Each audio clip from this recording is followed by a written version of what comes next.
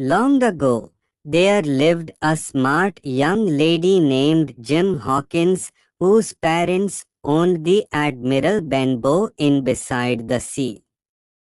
One day, a sailor named Billy Bones came to stay in their inn.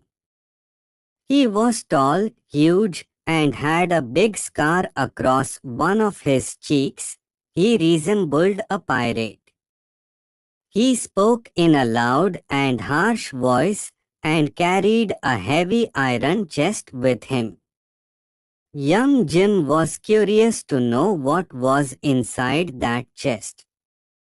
All day long, Billy kept looking at the ships through the window of the inn. Every night he would get drunk and start a quarrel with other customers. No one dared talk to him because he was just so mean and nasty, and he would beat them if anyone came near his table. Young Jim was impressed with Billy's strength.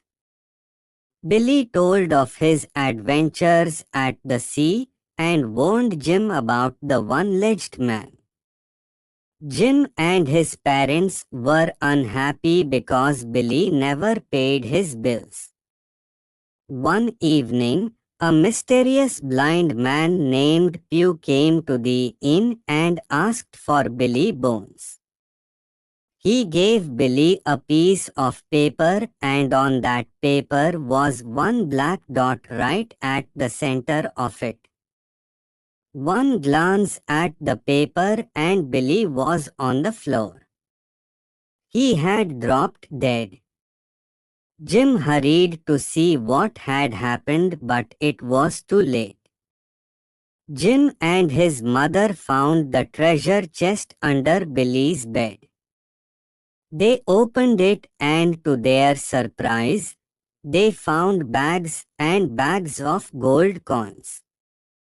They decided to use the gold for the bills which Billy had not paid. And they also found a strange roll of paper. Suddenly, they heard gunshots outside. 3 policemen were standing nearby and had also heard the gunshots. They rushed there and found 2 gangs of pirates fighting among themselves. Seeing the policemen, the pirates ran away. Jim immediately understood that the pirates must have come to get Billy's chest. Jim asked the policeman if he could meet the squire. The squire patiently listened to Jim as he told him all about Billy, the chest, the rolled paper, and the attack. They decided to open the paper and discovered that it was the map of an island revealing the path to a buried treasure called Flint's Fist. Quite excited, the squire decided to go to the island himself and hunt for the treasure.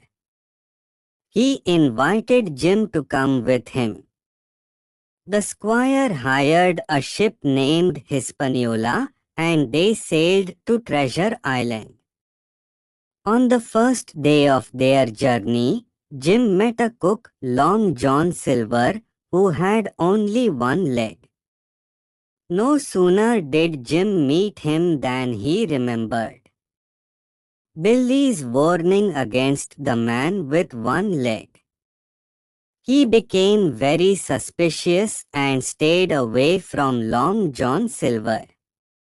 But Jim's fear disappeared once he talked with Long John Silver.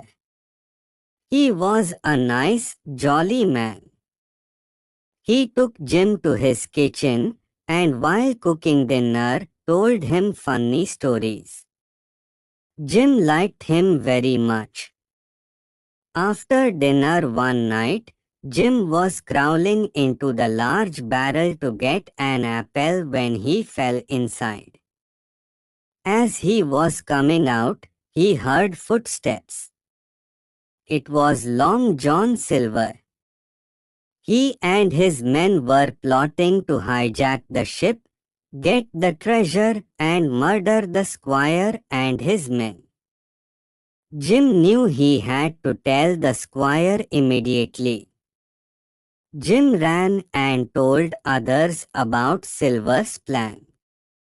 The squire thought long and hard for quite some time and asked them to wait until they reached the island before they did anything. He warned others to be careful of Silver. Soon they arrived at the island and everyone got into a rowboat to get to shore. Silver had become suspicious of the squire and, as soon as the island became visible, he jumped out of the boat to get ashore first.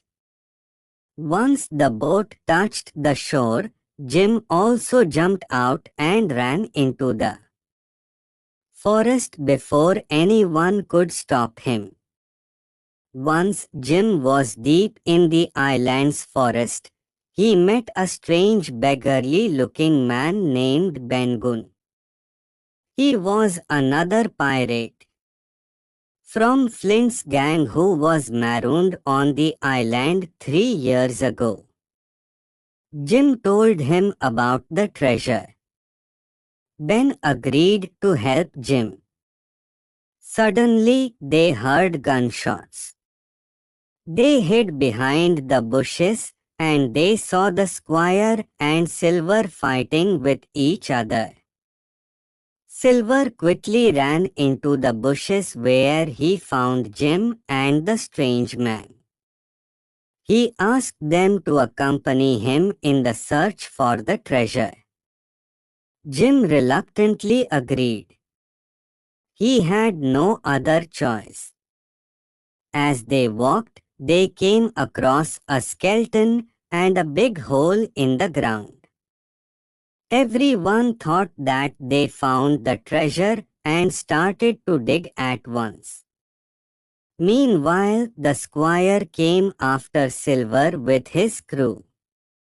Silver and his men were outnumbered.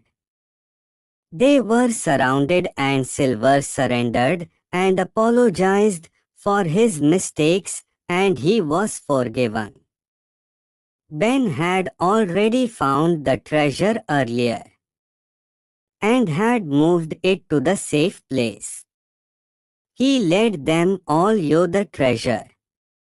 Early the next morning, they were all ready to journey back home.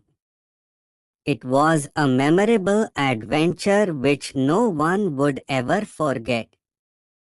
Long John Silver was the changed man now. He wanted to help Jim and his mother and look after them in the inn. Jim had found a new friend. It was a stormy night. A traveler reached an inn. As the hour was very late, he found the door locked from within. He knocked at the door. The gatekeeper responded to the knock, saying, "I have lost the key and the door cannot be opened unless you have a silver key with you."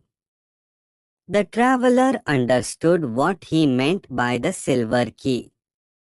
He immediately slipped a silver coin through the hole, and the door opened. As soon as he got in, he said to the gatekeeper, "I have left my box outside, please bring it." As the gatekeeper went out to bring the box, the traveler closed the door behind him.